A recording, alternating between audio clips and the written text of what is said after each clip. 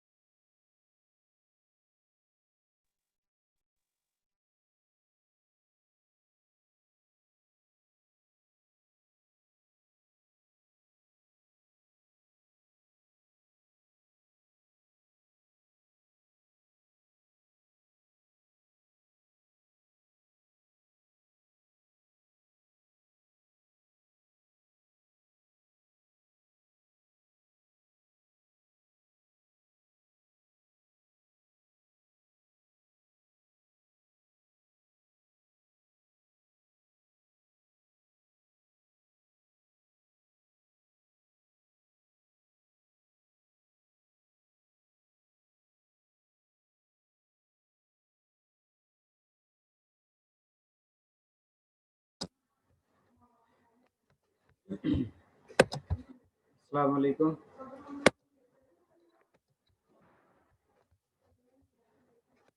वालेकुम सलाम। मेरी आवाज आ रही है क्लियर सबको? जी सर।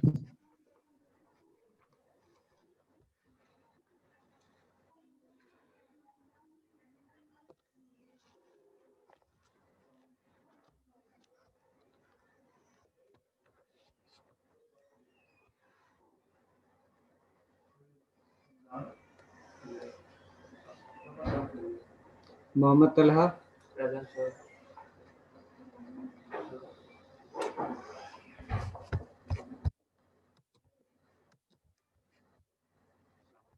वालेकुम सलाम, क्या हाल है? अल्लाह का शुक्र।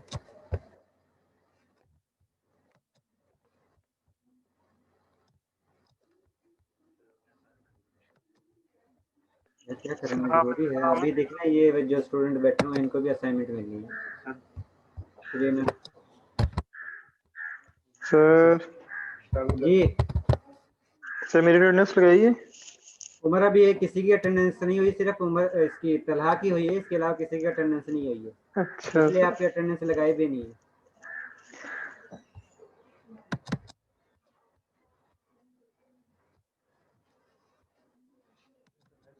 ये तो मैं नेक्स्ट से कोई एक्सरसाइज दे देना, क्वेश्चन को शॉर्ट। नेक्स्ट यार ये भी मुश्किल नहीं है, आसान है। एक्सरसाइज वालेकुम सलाम। अल्लाह की शुक्र करके उसे क्लास ले रहे हैं प्लीज इसमें इसलिए कि आप लोग कुछ ना कुछ सीखो।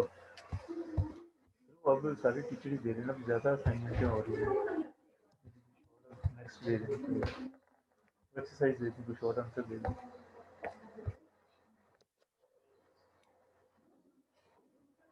Mohammad Umar Inayat. Present sir. Mohammad Usama Javed. Present sir.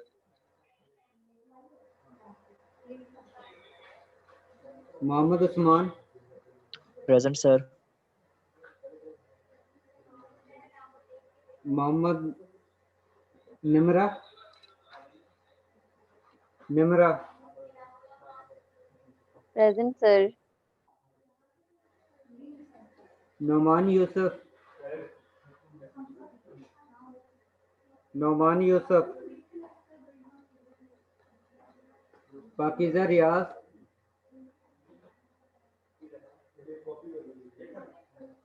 पाकिज़ा रियाज।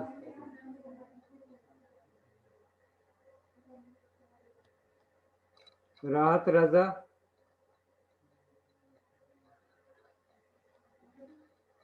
Rashid Ali. Present. Riham Munir. Present. Hadia Rauf. Yes sir present. Saira Ehsan. Sir आपने मेरी लगा दी है अटेंडेंस? हादिया लगा दिया आपके अटेंडेंस। ठीक है सर। सायरा एहसान।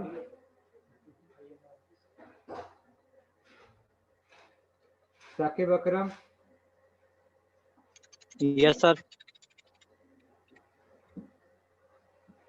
शहताज फारूक।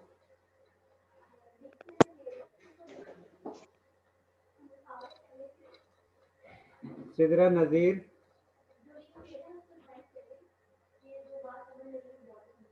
सिदरा नज़ीर।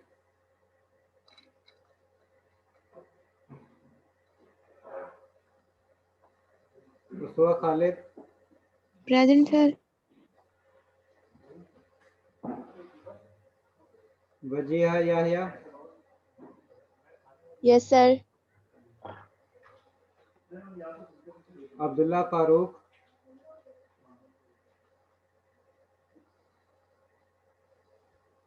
ELISA.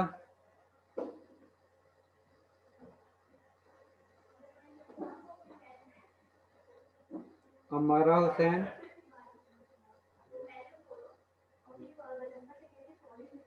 Mohammad Umaid.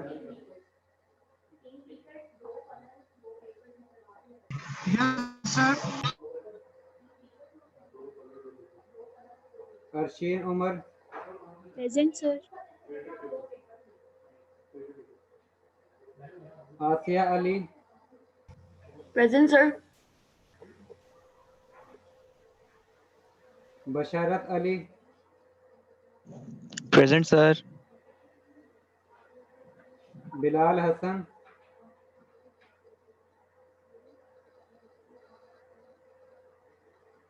Misbah Ejaz. Present sir.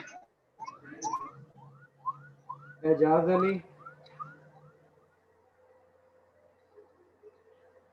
सुबैल Saeed.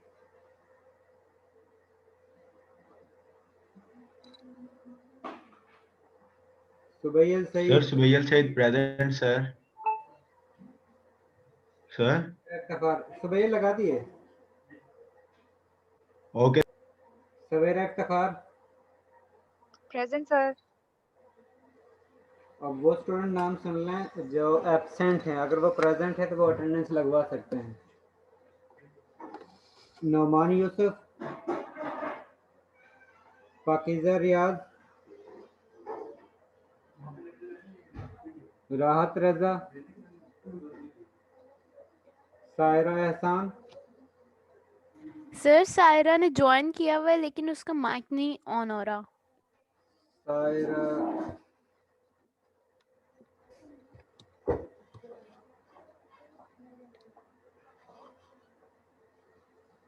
Saira एहसान, चलिए ठीक है, सायरा एहसान की लगा देते हैं।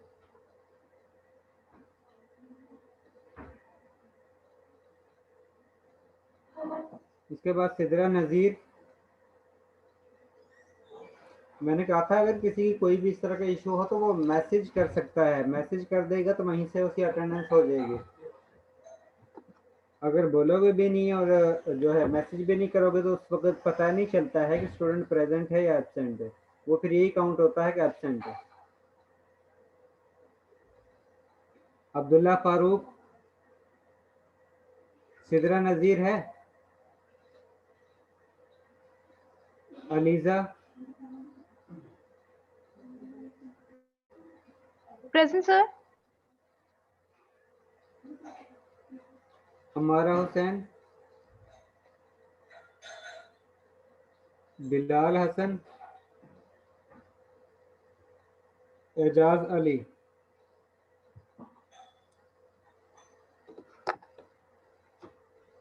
आज के जो आप लोगों का एक्सपेरिमेंट है वो एक्सपेरिमेंट नंबर 10 है।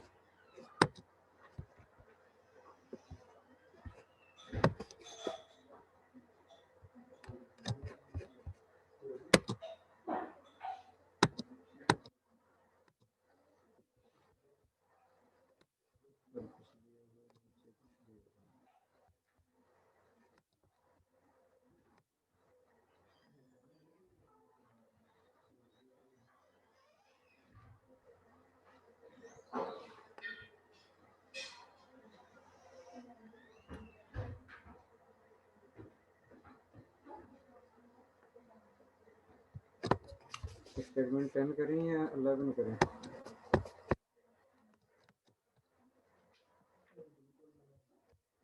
नहीं, 11 करते हैं। आज आप लोगों ने जो एक्सपेरिमेंट करना है वो एक्सपेरिमेंट नंबर 11 है, जिसमें आप लोगों ने ब्रोमिनेशन करनी है फिनोल की। क्या फिनोल के अंदर जिस वक्त आप लोग ब्रोमीन ऐड करते हो,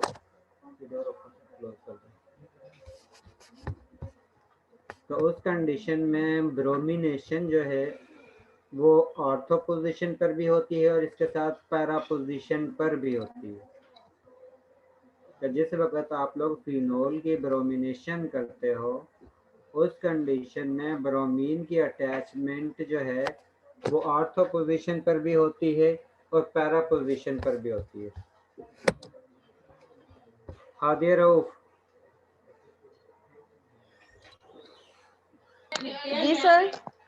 हादिया, क्या रीज़न है कि जिस वक्त हम ब्रोमिनेशन करते हैं फिनोल के तो ब्रोमीन जो है ऑर्थो पोजीशन पर भी अटैच होता है और जो पैरा पोजीशन है उस पर भी अटैच होता है, लेकिन मेटा पोजीशन पर अटैक नहीं करता? सर वो वहाँ पर एक्टिव होता है ऑर्थो क्या और पैरा मतलब पर। एक्टिव किस तरह? मैं कहता हूँ मेटा एक्टिव होता है। सर वो वहाँ पर स्टेबल नहीं हो पाता शायद इसलिए। जी अलीजा। जी सर। अलीजा, क्या रीज़न है जिस वक्त हम ब्रोमिनेशन करते हैं फिनोल की तो ब्रोमिनेशन आर्थो और पैरा पोजीशन पर होती है लेकिन मेटा पोजीशन पर नहीं होती? इसकी रीज़न क्या है? सर आई थिंक जो फिनोल है वो ज्यादा इलेक्ट्रोफिलिक एरोमेटिक कंपाउंड है जिसकी वजह से वो ऑर्थोफिलिक ज्यादा करती है। इलेक्ट्रोफिलिक क्या होता है? इलेक्ट्रोफिलिक क्या स्पीशी होती है? इलेक्ट्रॉन लविंग स्पीशी, तो जो इसका मतलब है इलेक्ट्रॉन कि गेन कर ले। तो OH group electron loving species है? जी सर। OH ग्रुप यानी phenolic group electron loving species है? सर वो इलेक्ट्रॉन लविंग नहीं है, इलेक्ट्रॉन को जो इलेक्ट्रॉन जो है वो इलेक्ट्रॉन लविंग स्पीशी अटैच होगा। सर न्यूक्लियोफिलिक स्पीशी है। कंफर्म न्यूक्लियोफिलिक स्पीशी है। Yes sir. इसका मतलब है आपको समझ ही नहीं आ रही है। कोई बात नहीं, मैं बता दूँ, कोई इशू नहीं है। इसके बाद सवेरा इफ्तिखार।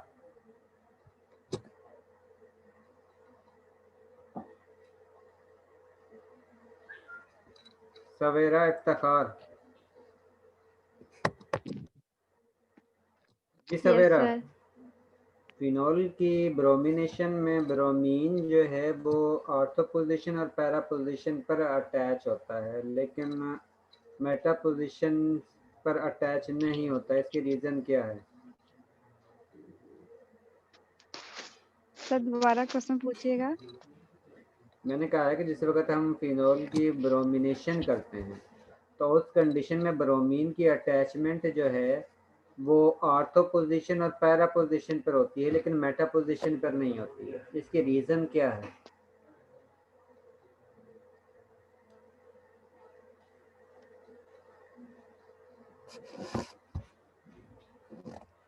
चलिए सुन ले, मैं आप लोगों को बता देता हूँ। आप लोगों ने एक सर, मैं चीज पढ़ी है इलेक्ट्रॉन जी बताएं। सर इसकी जो रेजोनेटिंग स्ट्रक्चर की वजह से इसके पास जो है ना नेगेटिव चार्ज वो ऑर्थो और पैरा पोजीशन पे ज्यादा होता है sir then the meta position benzene ring की। ठीक है, बिल्कुल ठीक है। क्योंकि जब भी कोई भी स्पीशी बेंजीन रिंग के साथ अटैच होती है, कोई भी एटम, कोई भी ग्रुप जिस वक्त बेंजीन रिंग के साथ अटैच होता है तो या तो उसकी इलेक्ट्रोनेगेटिविटी बेंजीन रिंग से ज़्यादा होगी या कम होगी।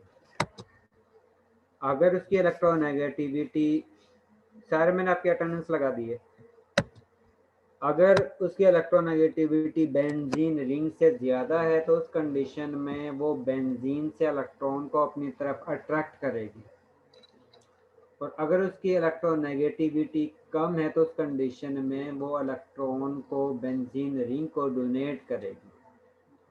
अब इलेक्ट्रॉन को डोनेट करना और एक्सेप्ट करना, उसके दो मेथड, एक को कहते हैं हम इंडक्टिव इफेक्ट और दूसरे को कहते हैं मेसोमेरिक इफेक्ट।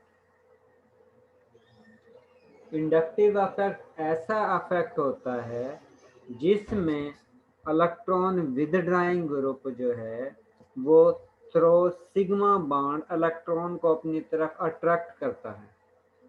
क्योंकि आप लोगों के पास दो तरह के बॉन्ड होते हैं, एक पाई बॉन्ड होता है, दूसरा जो है वो सिग्मा बॉन्ड होता है, और जो पहले बनता है उसको हम सिग्मा बॉन्ड कहते हैं, जो parallel head to head overlapping के जरिए बनता है, जो स्ट्रॉन्ग बॉन्ड होता है। अगर उसके साथ जो एटम अटैच है, जिस तरह ये फिनोल की स्ट्रक्चर है, इसमें आप लोगों के पास ये जो है ऑक्सीजन एटम है, यहाँ पर आप लोगों के पास कार्बन एटम है।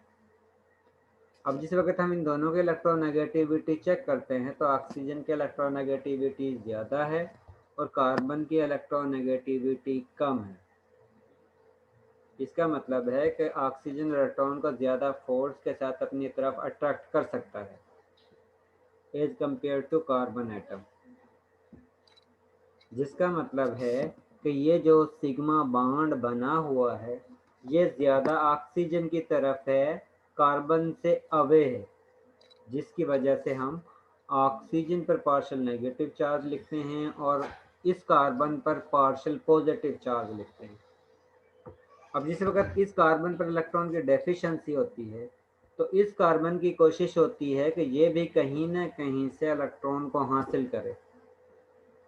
अब जिस वक्त इस पर पार्शियल पॉजिटिव चार्ज होगा, इसका मतलब है कि इस कार्बन पर इलेक्ट्रॉन की डेफिशिएंसी है, इस कार्बन के इलेक्ट्रॉन अट्रैक्ट करने की पावर न्यूट्रल कार्बन से ज़्यादा है। इसका मतलब है कि ये कार्बन, ये जो एडजस्ट कार्बन है, जो इसके साथ अटैच कार्बन है डायरेक्टली, उनके पास से कुछ इलेक्ट्रॉनिक क्लाउड को अपनी तरफ अट्रैक्ट करती है, और जिस वक्त ये इलेक्ट्रॉनिक क्लाउड को अपनी तरफ अट्रैक्ट करती है तो उस कंडीशन में ये जो एडजेसेंट कार्बन है, जो ऑर्थो पोजीशन पर है, जो डायरेक्टली इस कार्बन के साथ अटैच हैं, उन पर भी पार्शियल पॉजिटिव चार्ज हासिल हो जाता है, या वो कुछ इलेक्ट्रॉनिक क्लाउड को इसको जिस वक्त डोनेट करेंगी तो उस कंडीशन में इन कार्बन एटम्स पर भी पार्शल पॉजिटिव चार्ज हासिल हो जाता है या इलेक्ट्रॉन की डेफिशिएंसी हो जाती है। लेकिन इन कार्बन के इलेक्ट्रॉन की डेफिशिएंसी इस कार्बन की निस्बत कम होती है क्योंकि ये डायरेक्टली ऑक्सीजन के साथ अटैच है, इसलिए ये ज़्यादा इलेक्ट्रॉन को ऑक्सीजन को डोनेट करेगा और ये कार्बन कम इलेक्ट्रॉन को एडजेसेंट कार्बन से हासिल करेगा, जिसकी वजह से ये जो एडजेसेंट कार्बन है, जो ऑर्थो पोजीशन पर कार्बन है, उन पर प्लस चार्ज कम होता है और ये जो डायरेक्टली कार्बन OH ग्रुप के साथ अटैच होता है इस पर प्लस चार्ज ज़्यादा होता है। अब ये मेथड है इंडक्टिवली। इसके साथ दूसरा होता है मेसोमेरिक इफेक्ट। अब मेसोमेरिक इफेक्ट जो है वो लोन पेयर और पाई बॉन्ड की मूवमेंट की वजह से होता है। इलेक्ट्रॉन की मूवमेंट की वजह से एक पोजीशन से दूसरी पोजीशन पर शिफ्ट होना, एक जगह पर इलेक्ट्रॉन की डेफिशिएंसी होना और दूसरी जगह पर इलेक्ट्रॉन को एक्सेस में होना, इस तरह का बिहेवियर जो होता है उसको हम कहते हैं रेजोनेंस इफेक्ट या मेसोमेरिक इफेक्ट। अब मेसोमेरिक इफेक्ट के लिए लाजमी है कि आप लोगों के पास या तो अनसैचुरेटेड सिस्टम, ये जो कार्बन डबल बॉन्ड कार्बन है उसके साथ ऐसा एटम या group of atom directly attach हो जिसके पास या तो लोन पेयर हो या फिर उस पर प्लस चार्ज हो या फिर उस पर नेगेटिव चार्ज हो। अब यहाँ पर जिस वक्त हम चेक करते हैं तो ये कार्बन और ये कार्बन के दरमियान डबल बॉन्ड है, इसका मतलब है कि ये अनसैचुरेटेड सिस्टम है। इसके साथ हम ये चेक करते हैं इसके साथ जो ग्रुप अटैच है, जो एटम अटैच है, उसके पास लोन पेयर है या नहीं है। तो हम ऑक्सीजन को पीरियोडिक टेबल में जिस वक्त चेक करते हैं तो ऑक्सीजन की पोजीशन जो है वो 6 ग्रुप में है और हमें पता है कि जो भी एटम जिस ग्रुप में होता है उसके वैलेंस शेल में उतने ही इलेक्ट्रॉन होते हैं। इसका मतलब है कि ऑक्सीजन के वैलेंस शेल में 6 इलेक्ट्रॉन है। अब दूसरा काम हम ये करते हैं, हम ये चेक करते हैं कि ऑक्सीजन जो है उसने कितने बॉन्ड बनाए हुए हैं। और आप लोगों को पता है कि जब भी कोई भी एटम कोवलेंट बॉन्ड बनाता है तो उस कंडीशन में वो इलेक्ट्रॉन की म्यूचुअल शेयरिंग करता है और शेयरिंग के दौरान एक इलेक्ट्रॉन को यूज़ करता है। अब यहाँ पर ऑक्सीजन ने इस हाइड्रोजन के साथ एक बॉन्ड बनाया हुआ है और इसके साथ इस कार्बन के साथ एक बॉन्ड बनाया हुआ है। इसका मतलब है कि इस ऑक्सीजन एटम ने 2 इलेक्ट्रॉन को बॉन्ड बनाने के दौरान यूज़ कर लिया है। अब 6 में से 2 यूज़ हो गए तो बाकी बचे हैं 4 इलेक्ट्रॉन और वो 4 इलेक्ट्रॉन ऑक्सीजन एटम पर लोन पेयर की फॉर्म में मौजूद होते हैं और उसकी वजह से, उन लोन पेयर की वजह से ये ऑक्सीजन जो है लोन पेयर को रिंग को डोनेट करता है, जिसके ज़रिए आप लोगों के पास रेजोनेंस फॉर्म हासिल होती है, डिफरेंट रेजोनेंस फॉर्म हासिल होती है। और जिस वक्त आप लोग उन रेजोनेंस फॉर्म को ड्रा करते हो तो उस कंडीशन में आप लोगों के पास ऑर्थो पोजीशन पर और पैरा पोजीशन पर नेगेटिव चार्ज आता है, यानी कि ऑर्थो पोजीशन पर और पैरा पोजीशन पर इलेक्ट्रॉन एक्सेस में होते हैं, जो इंडिकेट करते हैं कि बेंजीन जब भी किसी न्यूक्लियोफाइल पर अटैक करेगी तो उस कंडीशन में ये इलेक्ट्रॉन को ऑर्थो या पैरा पोजीशन से इलेक्ट्रॉन को शिफ्ट करवाएगी, ऑर्थो या पैरा पोजीशन से इलेक्ट्रॉन को डोनेट करेगी न्यूक्लियोफाइल पर या कैटाइन पर, जिसके ज़रिए ये बॉन्ड बनाएगी और जिस पोजीशन से ये अटैक करवाएगी उसी पोजीशन पर इसका बॉन्ड बनेगा।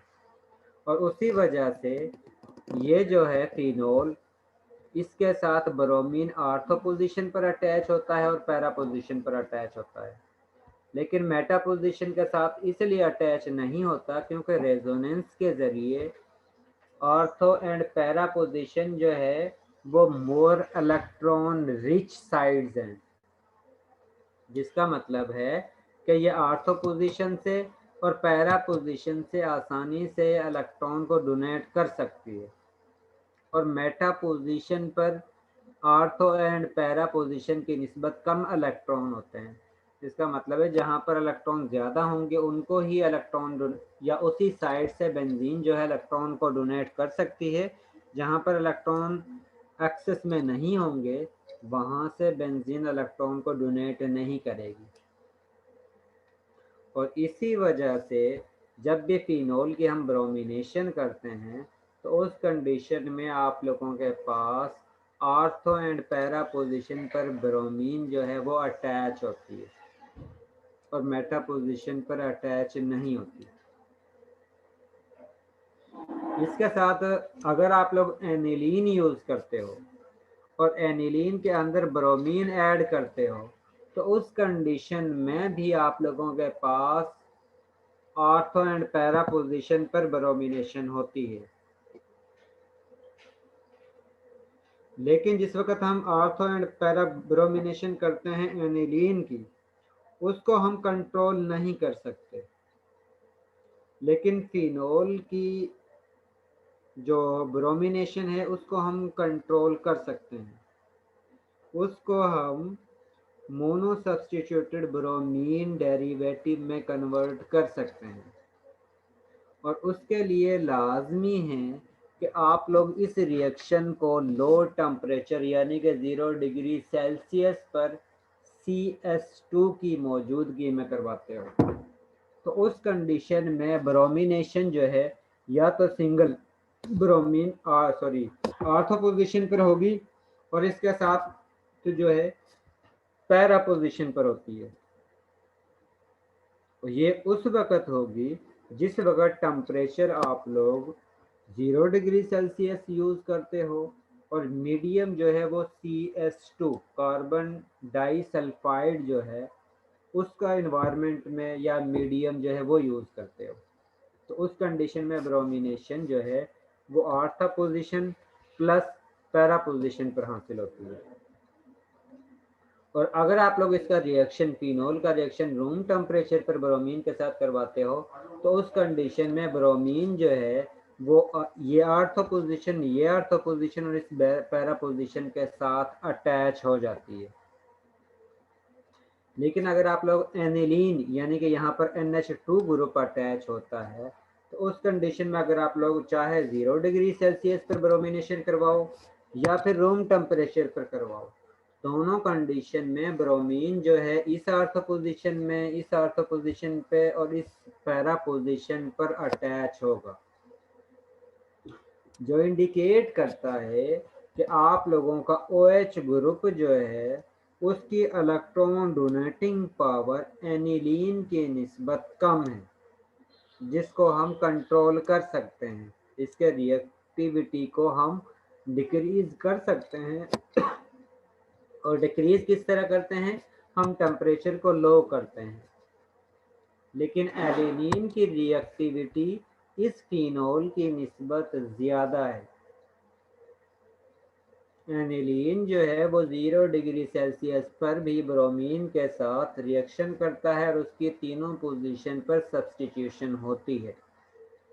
लेकिन फिनोल की अगर 0 डिग्री सेल्सियस पर CS2 की मौजूदगी में रिएक्शन करवाते हो तो उस कंडीशन में आप लोगों के पास सिंगल ब्रोमिनेटेड फिनोल डेरिवेटिव हासिल होता है, और वो आप लोगों के पास ऑर्थो पोजीशन पर भी होता है और पैरा पोजीशन पर भी होता है। इसका मतलब है कि एनिलीन की रिएक्टिविटी फिनोल की निस्बत ज़्यादा है। आज का जो एक्सपेरिमेंट है उसमें आप लोगों ने ब्रोमिनेशन करनी है। ये किसका मोबाइल है?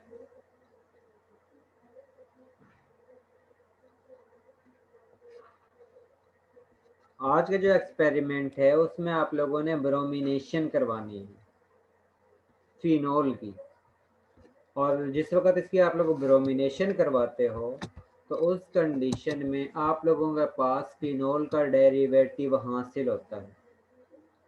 और इस पर्पज़ के लिए सबसे पहले आप लोगों को ये पता होना चाहिए कि इसका मैकेनिज्म जो मैंने अभी आप लोगों को बताया कि रेजोनेंस के ज़रिए इसका अटैक करना आसान हो जाता है, जिसके ज़रिए प्रोडक्ट फार्मेशन आसानी से हो जाती है। और इसकी प्रोडक्ट फार्मेशन जो है वो हमेशा ऑर्थो एंड पैरा पोजीशन पर होती है, मेटा पोजीशन पर नहीं होती है। इसका आप लोगों को पता होना चाहिए। इसके साथ कि आप लोग टेम्परेचर कितना यूज़ कर रहे हो, क्योंकि आप लोगों को टेम्परेचर के ज़रिए फिनोल की रिएक्टिविटी को आप लोग कंट्रोल कर सकते हो, फिनोल की रिएक्टिविटी को कम या ज़्यादा कर सकते हो।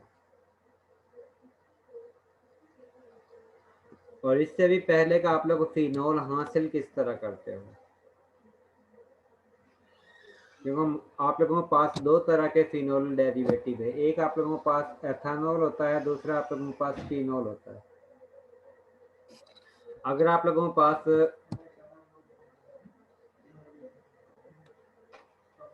क्यूमीन की अगर आप लोग ऑक्सीडेशन करते हो तो उस कंडीशन में आप लोगों के पास फिनोल जो है वो हासिल होता है।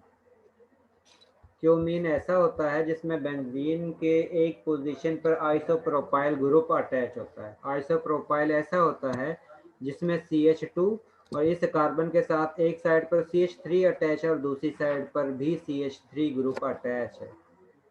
और इसकी अगर आप लोग ऑक्सीडेशन करते हो तो उसके रिजल्ट में आप लोगों के पास फिनोल जो है वो हासिल होता है। और इसका मैकेनिज्म आप लोगों ने इसके सिंथेसिस में पढ़ा होगा, ऑर्गेनिक 1 या ऑर्गेनिक 2 में। इसके साथ अगर आप लोग बेंजीन सल्फोनिक एसिड का रिएक्शन बेसिक मीडियम के साथ करवाते हो तो उस कंडीशन में भी आप लोगों के पास फिनोल हासिल होता है। और उसके बाद आप लोग इसको फर्दर जो है वो यूज़ करते हो। इसके साथ आप लोग जो है बेंजीन क्लोराइड से भी हासिल करते हो फिनोल डेरिवेटिव जो है। आज का जो एक्सपेरिमेंट है उसके अंदर आप लोगों ने फिनोल की ब्रोमिनेशन करनी है और उसके बाद कंपाउंड को आप लोगों ने सेपरेट आउट करना है। और इसके लिए बेसिक मटेरियल जो आप लोगों ने यूज़ करना है वो पोटाशियम ब्रोमेटेड ब्रोमाइड सॉल्यूशन है। इसके साथ सोडियम थायोसल्फेट सॉल्यूशन है, पोटाशियम आयोडाइड सॉल्यूशन है। और पोटाशियम ब्रोमाइड का इसकी जो आप लोगों ने अमाउंट यूज़ करनी है वो 5.56 ग्राम पोटाशियम ब्रोमेट लेना है। उसके अंदर आप लोगों ने 75 ग्राम पोटाशियम ब्रोमाइड ऐड करना है। और उसके बाद आप लोगों ने उसके अंदर वाटर ऐड कर देना है अप टू द मार्क। और ये जो डिल्यूशन है ये 100 ml वाटर में करनी है।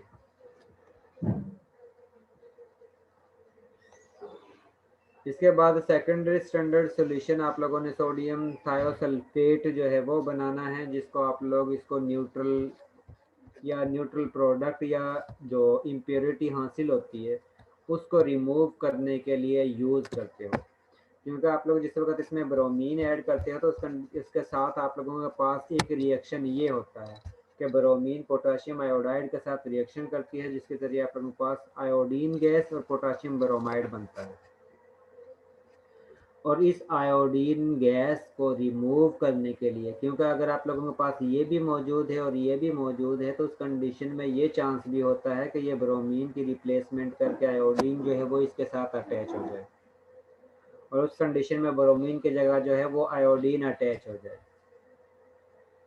उसको रिमूव करने के लिए हम सोडियम थायोसल्फेट यूज़ करते हैं ताकि सोडियम थायोसल्फेट आयोडीन गैस के साथ रिएक्शन करके आप लोगों के पास आयोडीन गैस को मिक्सचर में से रिमूव कर दे, ताकि आप लोगों के पास सिंपल वो प्रोडक्ट हासिल हो जिसमें ब्रोमीन जो है उसकी सब्स्टिट्यूशन हुई है। और अगर आप लोगों के पास ये केस होता है, अगर आप लोग आयोडीन को रिमूव नहीं करते तो उस कंडीशन में आयोडीन जो है वो इस ब्रोमीन की रिप्लेसमेंट कर देता है, जिसके रिजल्ट में आप लोगों के पास इस ब्रोमीन की जगह पर ये आयोडीन अटैच हो जाता है। और जो आप लोग रिक्वायर्ड प्रोडक्ट हासिल करना चाहते हो वो आप लोगों के पास हासिल नहीं होता है।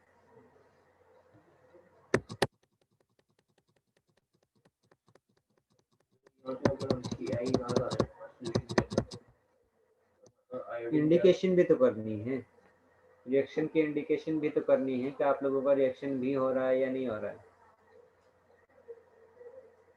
तो अगर हम यहाँ पे किया ही नहीं जाते हैं सोल्यूशन वाला पैनल में, तो हमारा आयोडीन गैस प्रोड्यूस नहीं होगी।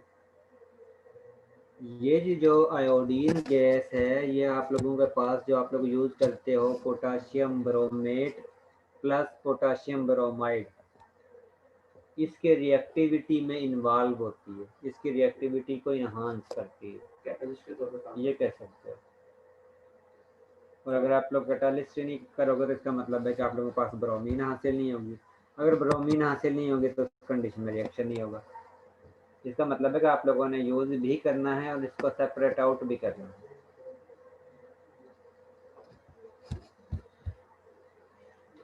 आगे जो एक्सपेरिमेंट है आप लोगों ने उसके अंदर 0.4 ग्राम फिनोल लेना है और उसके अंदर आप लोगों ने 25 ml डिस्टिल वाटर ऐड करना है और इसके आप लोगों ने सॉलिड में लेना है और इसके अंदर आप लोगों ने सोडियम हाइड्रोक्साइड का सोल्यूशन ऐड करना है।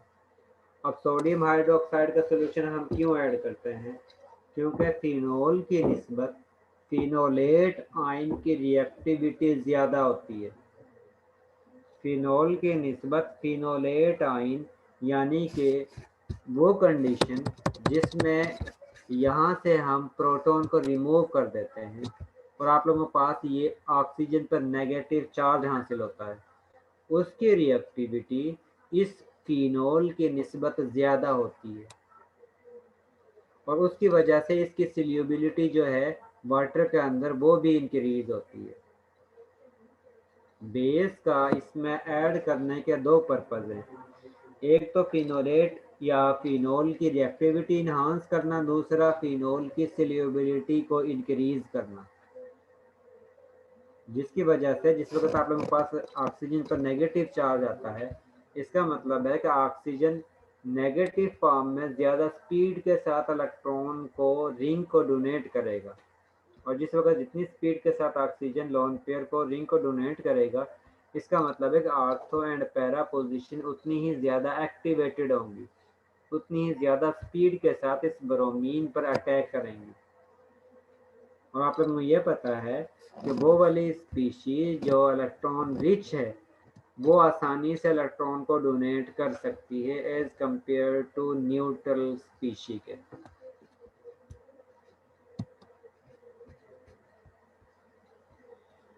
इसके बाद आप लोगों ने इसमें से 20 ml लेना है और इसके अंदर आप लोगों ने ब्रोमीन जो मिक्सचर है जो आप लोगों ने बनाया है उसको ऐड करना है और इसके साथ आप लोगों ने कुछ अमाउंट जो है वो HCl की ऐड करनी है। उसके बाद इसको आप लोगों ने क्लोज कर देना है। उसके बाद आप लोगों ने इसको 10 से 15 मिनट देना है और अच्छी तरह से इनको शेक करना है। शेक करने के बाद आप लोगों ने इसके अंदर पोटाशियम आयोडाइड सॉल्यूशन ऐड करना है। ऐड करने के बाद फिर आप लोगों ने अच्छी तरह से इसको शेक करना है। उसके बाद आप लोगों ने इसको टाइट्रेट करवाना है सोडियम थायोसल्फेट के सॉल्यूशन के साथ, क्योंकि अगर आप लोगों ने जिस वक्त ये रिएक्शन होगा तो उस कंडीशन में आप लोगों के पास पोटाशियम आयोडाइड की वजह से आप लोगों के पास आयोडीन गैस जो है वो लिबरेट होगी, वो रिलीज होगी और उस आयोडीन गैस का आप लोगों ने टाइट्रेशन करवानी है सोडियम थायोसल्फेट के साथ और उस वक्त तक करवानी है जिस वक्त तक आप लोगों के पास येलो कलर अपीयर नहीं होता। जिस वक्त आप लोगों के पास येलो कलर अपीयर होगा तो इसका मतलब है कि आप लोगों का रिएक्शन ऑलमोस्ट कंप्लीट होने वाला है और उस वक्त आप लोगों ने इसके अंदर स्टार्च इंडिकेटर ऐड करना है। ऐड करने के बाद फिर दोबारा से आप लोगों ने इसकी टाइट्रेशन करवानी है सोडियम थायोसल्फेट के साथ और उस वक्त तक करवानी है जिस वक्त तक इसका ब्लू कलर जो है वो डिसअपीयर नहीं होता और जिस वक्त इसका ब्लू कलर डिसअपीयर हो जाएगा इसका मतलब है कि वो आप लोगों का इसका सोडियम थायोसल्फेट का एंड पॉइंट होगा।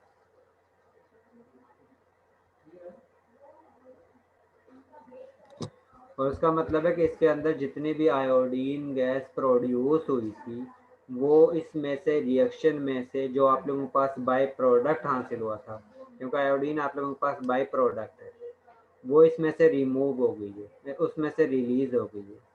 उसके बाद आप लोगों ने इसको ब्रोमिनेटेड जो सोल्यूशन है उसके अंदर आप लोगों ने मज़ीद HCl का सोल्यूशन ऐड करना है और उसके बाद तो ये ब्लैक का क्वेश्चन सॉरी ये नीचे आप लोगों ने बस यहाँ तक ही करना है। जो आप लोगों के पास कलर आएगा उसके बाद आप लोगों ने ये चेक करना है कि वो आप लोगों के पास सॉलिड प्रोडक्ट हासिल होता है या नहीं होता है, बल्कि आप लोगों को सिंपल जो है उसके बाद टाइट्रेशन ही है। आप लोगों के पास यहाँ से ये इंडिकेशन होती है कि जितनी अमाउंट इसकी यूज़ हुई है या इसकी बाद में बाकी बची है उसने ही पोटाशियम आयोडाइड के साथ रिएक्शन किया है, क्योंकि आप लोग ब्रोमीन की अमाउंट जो है वो ये कैलकुलेट करते हो कि आप लोगों को 3 मोल इसके साथ रिएक्शन करते हैं, तो उस कंडीशन में आप लोगों के पास फिनोल डेरिवेटिव हासिल होता है, ब्रोमिनेटेड फिनोल डेरिवेटिव हासिल होता है। अगर उसमें से मज़ीद अमाउंट ब्रोमीन की बच जाती है तो वो फिर पोटाशियम आयोडाइड के साथ रिएक्शन करती है, और जिस वक्त वो पोटाशियम ब्रोमाइड के साथ रिएक्शन करेगी तभी आप लोगों के पास आयोडीन गैस जो है वो हासिल होगी। अगर आप लोगों के पास जिस वक्त आप लोगों का रिएक्शन कंप्लीट हो चुका है, होने के बाद अगर आप लोग पोटाशियम आयोडाइड ऐड करते हो, ऐड करने के बाद आप लोगों के पास आयोडीन गैस इवॉल्व ना हो, तो इसका मतलब है कि जितनी भी आप लोगों ने ब्रोमीन यूज़ की थी रिएक्शन के दौरान वो टोटल कंज्यूम हो चुकी है। उस टोटल ब्रोमीन ने इसके साथ रिएक्शन कर लिया है, लेकिन एक्चुअल में नहीं होता है इस तरह, क्योंकि आप लोगों के पास इसकी अमाउंट कुछ ना कुछ बच जाती है। और उस ब्रोमीन की अमाउंट को आइडेंटिफाई करने के लिए हम पोटाशियम आयोडाइड यूज़ करते हैं, या ये भी कह सकते हो वो उस एक्सिस ब्रोमीन जो रिएक्शन के दौरान यूज़ नहीं है उसको रिमूव करने के लिए हम पोटाशियम आयोडाइड यूज़ करते हैं। और जिस वक्त आप लोग पोटाशियम आयोडाइड यूज़ करते हो तो उस कंडीशन में पोटाशियम आयोडाइड उस एक्सिस ब्रोमीन के साथ रिएक्शन करते हैं। रिएक्शन करने के बाद आप लोगों के पास आयोडीन गैस हासिल होता है और इसके साथ जो आप लोगों के पास पोटाशियम ब्रोमाइड जो है वो हासिल होता है। इसके बाद आप लोग इसकी आइडेंटिफिकेशन करते हो कि आयोडीन बनी है या नहीं। अब आप लोगों को डायरेक्टली तो पता नहीं चलता है कि आयोडीन गैस बनती है या नहीं बनती है, उसको आप लोग आइडेंटिफाई करते हो बाय टाइट्रेशन मेथड। और टाइट्रेशन मेथड वो जो आप लोगों ने PC1 में यूज़ किया है, जिसमें आप लोग आयोडीन की आइडेंटिफिकेशन करते हो by titration with sodium thiosulphate, जिसको हम आयोडोमेट्री टाइट्रेशन कहते हैं। उससे हमें पता चल जाता है कि आप लोगों की कितनी अमाउंट आयोडीन की रिलीज़ हुई है, और उससे हमें ये आइडिया होता है जितनी अमाउंट आयोडीन की रिलीज़ होगी, यानी कि 1 मोल यूज़ हो रहा है, 2 मोल अगर पोटाशियम आयोडाइड के यूज़ हो रहे हैं तो इसका मतलब है कि 1 मोल आयोडीन गैस का हासिल हो रहा है। अगर आप लोगों को रिएक्शन के अंदर टाइट्रेशन के अंदर 2 मोल इसके सोडियम थायोसल्फेट के यूज़ होंगे तो इसका मतलब है कि आप लोगों को 1 मोल सोडियम आयोडीन गैस का रिएक्शन के दौरान कंज्यूम हुआ है। इसका मतलब है कि 1 मोल उस वक़्त आप लोगों के पास जनरेट हुआ है जिस वक़्त 1 मोल ब्रोमीन ने 2 मोल पोटाशियम आयोडाइड के साथ रिएक्शन किया है। अगर यहाँ पर आप लोगों के पास 2 मोल आयोडीन गैस इवॉल्व होती है, इसका मतलब है कि यहाँ पर भी ब्रोमीन जो आप लोगों के पास हासिल हुई है, जो रिएक्शन में कंज्यूम नहीं हुई है, वो भी 2 मोल है। और अगर आप लोगों के पास यहाँ पर 3 मोल हासिल होती है, टाइट्रेशन के ज़रिए आप लोगों को पता चलेगा कि आप लोगों के पास आयोडीन की कितनी कंसनट्रेशन हासिल हुई है, और वो कंसनट्रेशन आप लोगों को बताएगी कि रिएक्शन के दौरान कितनी ब्रोमीन आप लोगों के पास अनरिएक्टेड फॉर्म में मौजूद थी, क्योंकि आप लोगों ने उसको रिमूव करना है सॉल्यूशन के अंदर से,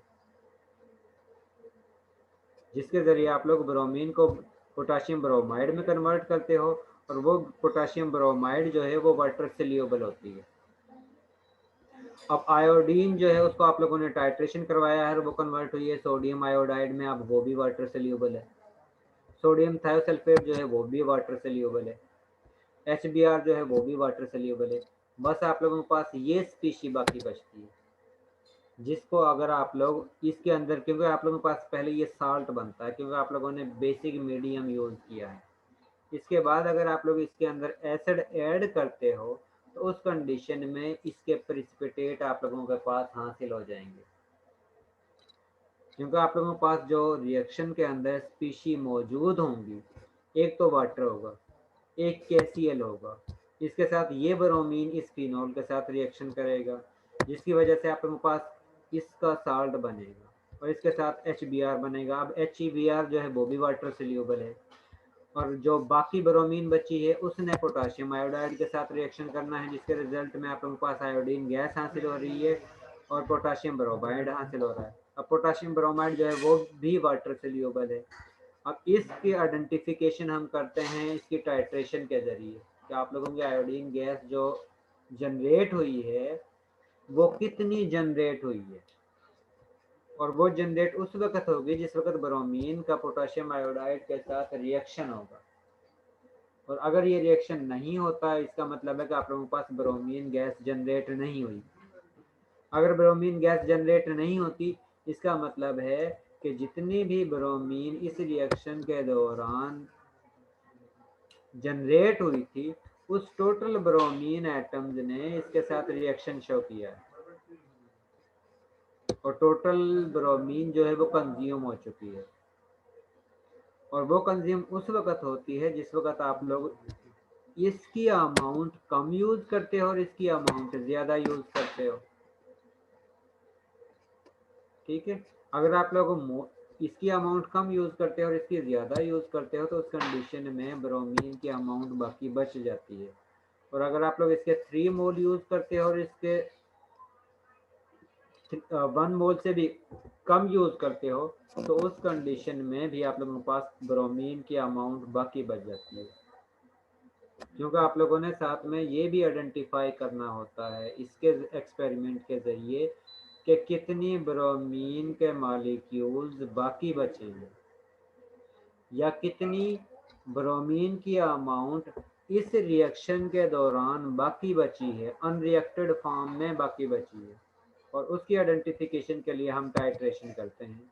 ब्रोमीन के पहले रिएक्शन करवाते हैं पोटाशियम आयोडाइड के साथ, जिसके जरिए आप लोगों के पास आयोडीन गैस बनती है। उस आयोडीन गैस के टाइट्रेशन करवाते हैं हम सोडियम थायोसल्फेट के जरिए, जिसके जरिए आप लोगों के पास एक रिजल्ट हासिल होता है। और इसमें इंडिकेटर आप लोग स्टार्च इंडिकेटर यूज़ करते हो और इस स्टार्च इंडिकेटर को आप लोग उस वक्त यूज़ करते हो जिस वक्त इन दोनों की टाइट्रेशन कंप्लीट होने वाली होती है, यानी सोडियम थायोसल्फेट का आयोडीन के साथ रिएक्शन कंप्लीट होने वाला होता है, तो उस वक्त इसके टाइट्रेशन में हम इंडिकेटर यूज़ करते हैं, इनिशियल यूज़ नहीं करते।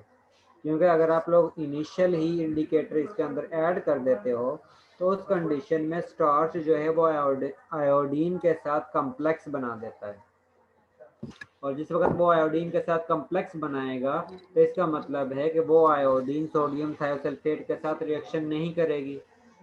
और जिस वक्त सोडियम थायोसल्फेट के साथ आयोडीन का रिएक्शन नहीं होगा तो इसका मतलब है कि आप लोग ये नहीं बता सकते कि इस रिएक्शन के अंदर ब्रोमीन मौजूद है या नहीं है, क्योंकि आप लोगों को यही पता नहीं चल रहा कि आयोडीन बनी है या नहीं। क्योंकि आयोडीन की कंफर्मेशन होगी तो आप लोग उसको बता सकते हो कि ब्रोमीन के साथ पोटाशियम आयोडाइड का रिएक्शन हुआ है। अगर ब्रोमीन ही नहीं बनेगी तो इसका मतलब है कि आयोडीन नहीं बने, आयोडीन जो है वो नहीं बनेगी। और आयोडीन नहीं बनेगी या अगर आप लोग स्टार्टिंग में ही इंडिकेटर ऐड कर देते हो तो उस कंडीशन में ये आयोडीन स्टार्च इंडिकेटर के साथ स्टेबल कम्प्लेक्स बना देता है, और वो स्टेबल कम्प्लेक्स जो है वो आयोडीन को रिलीज नहीं करता है।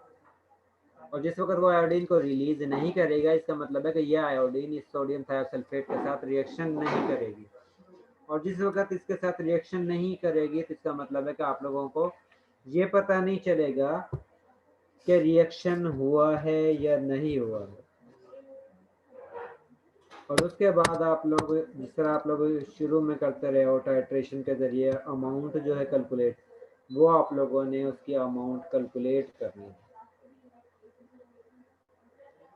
जिसके ज़रिए आप लोगों को ये आइडिया होगा कि पहले रिएक्शन के अंदर आप लोगों ने पोटाशियम ब्रोम यानी कि स्टार्टिंग में आप लोगों को ये पता चलेगा कि आप लोगों के पास कितनी अमाउंट सोडियम थायोसल्फेट की यूज़ हुई है। उससे आप लोगों को ये आइडिया होगा जिस वक्त आप लोग कंपेयर करते हो इसकी कंसंट्रेशन को इसके ज़रिए, तो आप लोगों के पास आयोडाइड आयन की कंसंट्रेशन हासिल होगी, या सॉरी आयोडीन की कंसंट्रेशन हासिल होगी। उस आयोडीन की कंसंट्रेशन जो है, क्योंकि आप लोगों को इस केमिकल इक्वेशन के अंदर आयोडीन का 1 मोल बन रहा है, जिस वक्त आप लोगों के पास ब्रोमीन का 1 मोल यूज़ हो रहा है। इसका मतलब है जितनी कंसंट्रेशन इस रिएक्शन के ज़रिए आयोडीन की हासिल हो रही है, उतनी ही कंसंट्रेशन आप लोगों के पास रिएक्शन के दौरान ब्रोमीन की यूज़ होगी, क्योंकि यहाँ पर 1 मोल ब्रोमीन का यूज़ हो रहा था, आयोडीन का 1 मोल ही हासिल हो रहा है। अगर ब्रोमीन के 2 मोल यूज़ होते हैं तो उस कंडीशन में आप लोगों के पास आयोडीन के भी 2 मोल हासिल होते हैं। अगर ब्रोमीन के 3 मोल यूज़ होते हैं तो उस कंडीशन में आप लोगों के पास आयोडीन के भी 3 मोल ही हासिल होते हैं। और इसकी कंसंट्रेशन, आयोडीन की कंसंट्रेशन को हम इन दोनों के टाइट्रेशन से फाइंड आउट कर सकते हैं। जिस वक्त हम इन दोनों की टाइट्रेशन के ज़रिए इसकी कंसंट्रेशन फाइंड आउट कर लेंगे, वही कंसंट्रेशन इक्वल होगी ब्रोमीन कंसंट्रेशन के इक्वल। और जितनी आप लोगों के पास ब्रोमीन की कंसंट्रेशन हासिल होगी, उसका 1/3 पार्ट जो है आप लोगों के पास इस फिनोल का होगा। और इस तरह आप लोग एक चीज़ से दूसरे की आइडेंटिफाई कर सकते हो, और दूसरी चीज़ से फर्स्ट जो थिंग है उसकी अमाउंट कैलकुलेट कर सकते हो। या आप लोग इस तरह भी कर सकते हो कि जो आप लोगों ने ये प्रोसीजर किया है, प्रोसीजर करने के बाद आप लोग इसके अंदर HCl ऐड करो।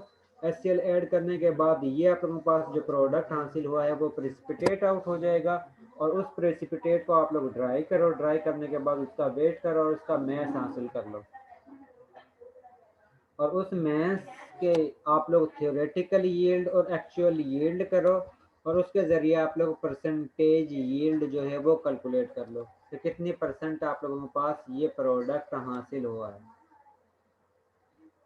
जिस तरह आप लोगों ने पहले एक्सपेरिमेंट में थियोरेटिकल यील्ड और एक्चुअल यील्ड के ज़रिए कैलकुलेशन की थी, आप लोग उसके ज़रिए भी इसकी अमाउंट जो है वो कैलकुलेट कर सकते हो, परसेंटेज यील्ड जो है वो कैलकुलेट कर सकते हो, या फिर आप लोग इस टाइट्रेशन के मेथड के अप्लाई करो, जिसके ज़रिए आप लोगों के पास आयोडीन की कंसंट्रेशन हासिल होगी, और उस कंसंट्रेशन से आप लोग ब्रोमीन की कंसंट्रेशन फाइंड आउट कर सकते हो, और उस कंसंट्रेशन को यूज़ करके आप लोग फिनोल, ये जो आप लोगों के पास प्रोडक्ट है उसकी कंसंट्रेशन को फाइंड आउट कर सकते हो।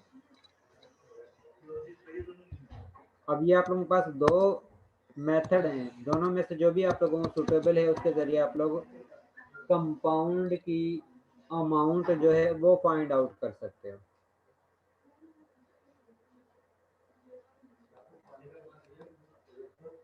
इसमें अगर किसी को कोई भी कंफ्यूजन है तो वो आप लोग पूछ सकते हो।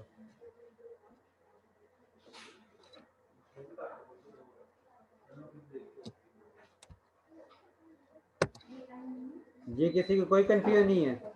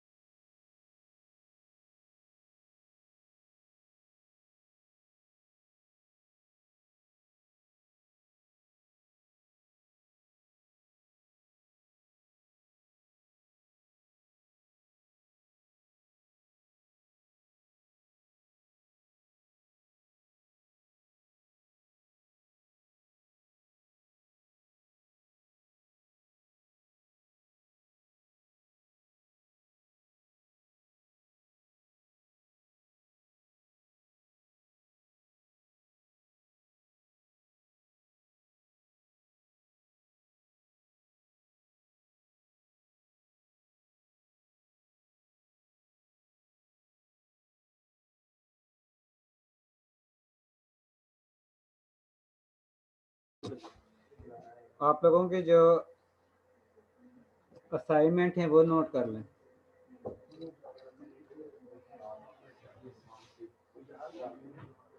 आप लोगों ने ऐसा रिसर्च पेपर तलाश करना है जिसमें आप लोगों के पास बेंजोइक एसिड का डेरिवेटिव सिंथेसाइज होता हो, यानी कि ऐसा कंपाउंड सिंथेसाइज होता हो जिसमें COOH ग्रुप हो। जिस तरह आप लोगों ने बेंजीन सिंथेसाइज किया था, इसी तरह आप लोगों का कोई ऐसा पेपर हो जिसमें बेंजीन भी हो, उसके साथ COOH ग्रुप अटैच हो। इसके अलावा कोई और उसका डेरिवेटिव हो सकता है। और आप लोगों का पेपर जो है हर स्टूडेंट का 2018, 2019 और 2020 का होना चाहिए, इससे लेट ना हो। आप लोगों ने उस पेपर की समरी लिखनी है और उसको सॉफ्ट फॉर्म में और हार्ड फॉर्म में आप लोगों ने मुझे जमा करवाना है। सर हार्ड फॉर्म में कैसे जमा करवाएं? प्रिंट लेकर। तो फिर सर यूनिवर्सिटी आना पड़ेगा। तो कोई जो स्टूडेंट आते हैं उनकी ड्यूटी लगा दें, वो आपका जो है प्रिंट लेकर जमा करवा देंगे। चलें ठीक है सर, ऐसे कर यानी लेते कि हैं। लाहौर से बिलोंग करते हैं, उनसे यानी कि कह कर और फिर यानी कि जमा करवा दें, कोई इशू नहीं है। सर बशरत आपकी आवाज़ कट रही है। सर सिर्फ समरी जी आप लोगों ने पेपर की समरी लिखनी है।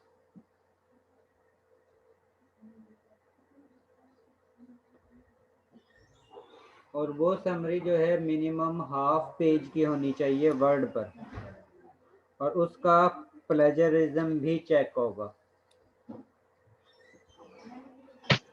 सर जी जी बशरत।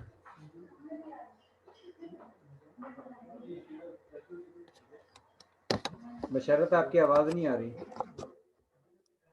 सर कब सबमिट करवानी है? आप लोगों ने सैटरडे तक जमा करवानी है, क्यों उसके बाद आप लोगों को सेकंड असाइनमेंट भी देनी है। सर प्लेजरिज्म मसलन किस तरह चेक करेंगे? सर हमने उसी में से रेफरेंस लेके हमने कोट करनी है ना, तो प्लेजरिज्म प्लेजरिज्म तो निकलेगा। सॉफ्टवेयर के जरिए चेक होता है और वो सर इस तरह पता है होता उसका है। हाँ टर्न रिटन से करेंगे, लेकिन सर मैं ये कह रहा हूँ कि मसलन अगर हम जब समरी लिखेंगे उसमें से तो प्लेजरिज्म तो जरिए निकलेगा, क्योंकि जब हम कोट करेंगे कि मसलन के प्रोसीजर उन्होंने इस तरह किया तो आप लोगों को तकरीबन और 15% तक एक्सेप्टेबल है ना। अगर 15% से ज़्यादा प्लेजरिज्म होगा तो इसका मतलब है कि नंबर कटेंगे, अगर उससे कम होगा तो किसी के कोई नंबर नहीं कटेगा प्लेजरिज्म के। इसके अलावा राइटिंग और वो चीज़ तो फिर अलग से है। सर मसलन हम रिएक्शंस वगैरह उधर से लिखेंगे, प्रोसीजर उधर से अगर लिखेंगे तो सर कुछ ना कुछ तो इसमें प्लेजरिज्म निकलेगा, 15-20% तो कम से कम निकलेगा ही सर। तो 15% की मैं छूट भी तो दे रहा हूँ कि अगर 15% है तो आप लोगों को एक्सेप्टेबल है, कोई नंबर नहीं कटेगा प्लेजरिज्म की वजह से। बाकी का जो लिखोगे और जो जमा करवाओगे फिर उस हिसाब से नंबर मिलेंगे।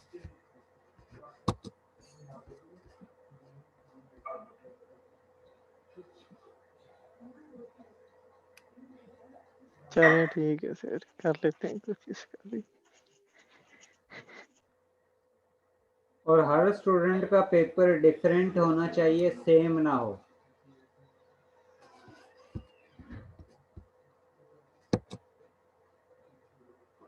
सर इतने पेपर होंगे? तो यार बड़े पेपर हैं। सर आपने स्पेसिफिकली बोल दिया कि 2018 से ऑनवर्ड होने चाहिए। तो एक साल में जाने कितने यानी कि पेपर जो है वो पब्लिश हो जाते हैं। सर इसी तरह की एक मिली थी उसकी अप्लाइड की, तो वो ज्यादातर रिव्यू पेपर से रिसर्च पेपर बहुत कम मिले थे उसके। अगर रिव्यू पेपर भी मिल जाता है तो उसको भी आप लोग लिख सकते हो, लेकिन पेपर जो है 18, 19 और 20 का होना चाहिए।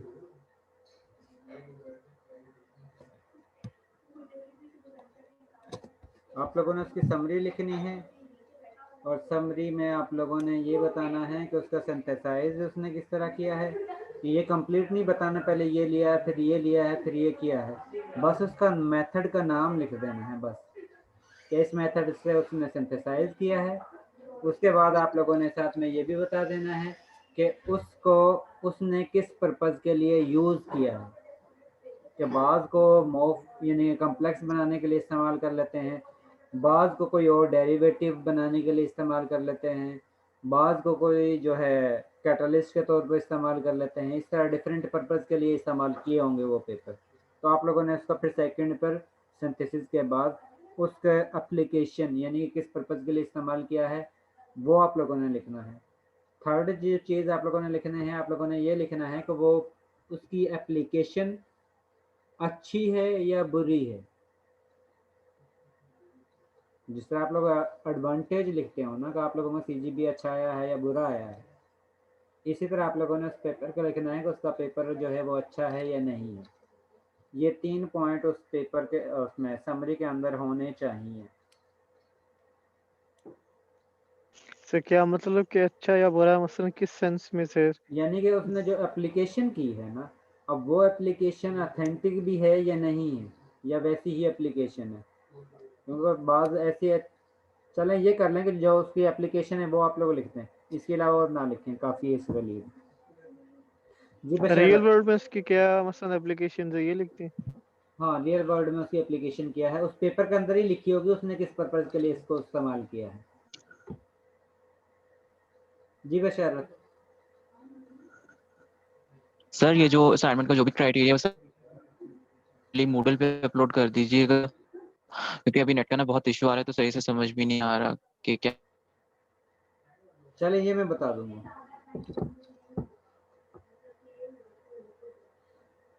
सर सारा क्राइटेरिया काइंडली अपलोड कर दीजिएगा। ठीक है। टेस्ट की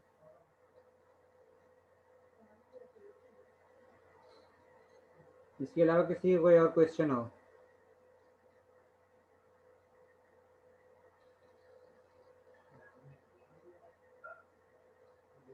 और ये असाइनमेंट आप लोगों ने सैटरडे तक जमा करवानी है।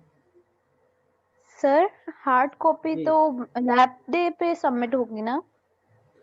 आप लोगों ने हार्ड कॉपी जो है वो आप लोगों कोई ना कोई स्टूडेंट तो यहाँ से लाहौर से बिलोंग करता होगा। सर वो तो करते हैं लेकिन सैटरडे को नहीं सबमिट करवा सकते। मंडे को करवा दें, लैब ट्यूसडे को करवा दें, चले नेक्स्ट वीक तक लैब जमा डे करवा दें, नेक्स्ट वीक तक मैं जमा करवा दें। ठीक है। ठीक है, फिर काफ़ी है। सर नेक्स्ट लैब में है ना सबमिट करवानी। सर डे बता दें। आपकी मर्जी है कि जब भी यानी कि दिल करना है करता है नेक्स्ट वीक में किसी भी दिन आप लोग जमा करवा सकते हो, या आप लोग इस तरह भी कर सकते हो किसी एक स्टूडेंट यानी जिस तरह आप लोग एक जुम्मे लगा दो और वही हार्ड कॉपी जो है वो जमा करवा दे, इस तरह भी आप कर सकते हो।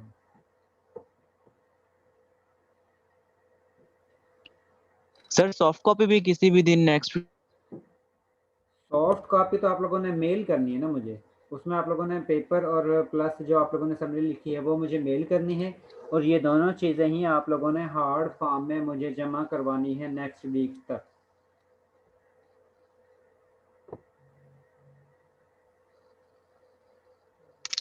सर टाइमिंग भी बता दें ठीक है कब सर। तक सबमिट करवानी? आप लोगों ने नेक्स्ट वीक फ्राइडे तक जमा करवानी है। सर शॉर्ट फॉर्म दोनों ही, हार्ड भी और सॉफ्ट भी। नेक्स्ट वीक फ्राइडे वाले दिन, ठीक है सर। निम्रा। जी सर। अच्छा एक बात और सुन लें, हर स्टूडेंट जो है वो पहले निम्रा को पेपर सब वो चेक करवा देगा कि ये पेपर किसी ने पहले रिपोर्ट तो नहीं किया है। निम्रा आपने ये काम करना है कि एक लिस्ट बना लेनी है और उसमें ये चेक कर लेना है कि एक पेपर 2 स्टूडेंट के पास तो नहीं आ रहा है। अगर किसी के पास सेम ही जी पेपर ठीक आता है है। तो आपने उसको उसी वक्त इन्फॉर्म कर देना है कि आपका ये पेपर किसी और ने रिपोर्ट कर दिया है, तो आप कोई और पेपर सिलेक्ट कर लें। ठीक है। जी सर। हर स्टूडेंट ने निम्रा को बता देना है कि आप लोग इस पेपर पर काम कर रहे हो, ताकि उसे पता हो कि किसी स्टूडेंट का क्रॉस मैच तो नहीं हो रहा है। कोई स्टूडेंट, दो स्टूडेंट जो है सेम ही पेपर पर तो काम नहीं कर रहे हैं।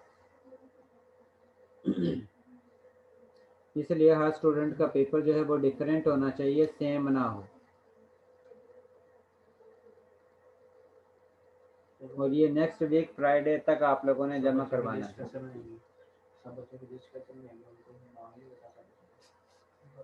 हर स्टूडेंट ने ये जो नम्रा है इसको मेल कर देना है अपना पेपर कि ये पेपर है जिस पर आप लोग समरी लिखना चाहते हो, और उधर से मेल चेक करके नम्रा जो है आप लोगों को रिप्लाई कर देगी ये पेपर जो है वो कोई कर रहा है या नहीं है, किसी के पास ये पेपर है ऑलरेडी जो है वो असाइन हुआ है या नहीं हुआ है। ये निम्रा आप लोगों को मैसेज पर ही बता देगी, या अगर आप लोगों ने कोई ग्रुप बनाया हुआ तो उसके ज़रिए भी आप लोग एक दूसरे से कम्युनिकेट कर सकते हैं। और वो स्टूडेंट जिन्होंने लेट ज्वाइन किया है वो अटेंडेंस लगवा लें। सर मैंने लेट ज्वाइन किया था। सायरा एहसान, यस सर। एक मिनट, ठीक है सायरा आपकी हो गई अटेंडेंस। इसके बाद नोमान यूसुफ है,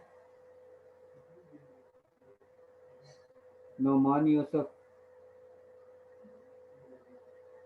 इसके बाद पाकीज़ा रियाज। Present sir. पाकीज़ा आपकी अटेंडेंस हो गई है। इसके बाद राहत रजा,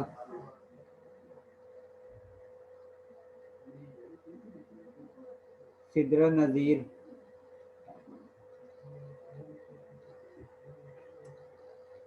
सिद्रा नज़ीर,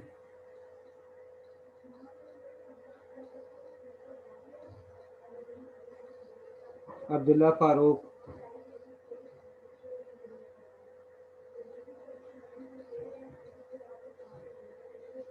अब्दुल्ला फारूक, अम्मारा हुसैन,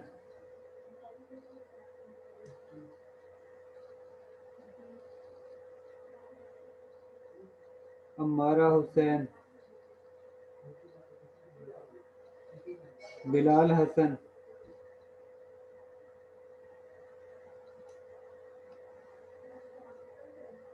एजाज अली।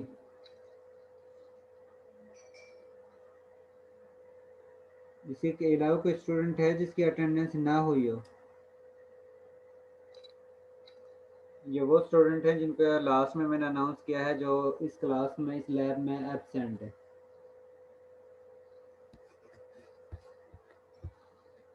इसके अलावा अगर किसी ने कुछ सर मोहम्मद सलीम प्रेजेंट है। जी अवैस सलीम आप प्रेजेंट हो। सर सुबैया से सुबैल सईद भी प्रेजेंट है।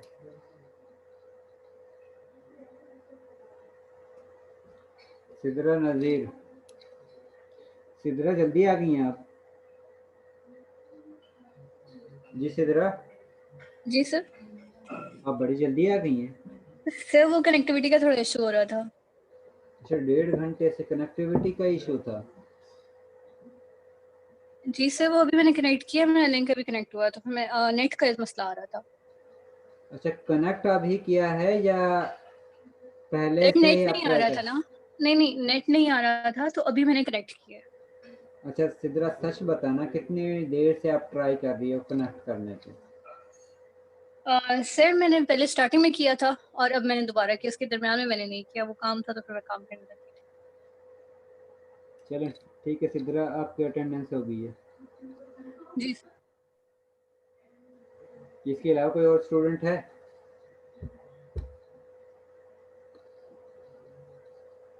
तो अगर आप लोगों ने कुछ एक्सपेरिमेंट से रिलेटेड या असाइनमेंट से रिलेटेड कुछ पूछना है तो पूछ सकते हैं।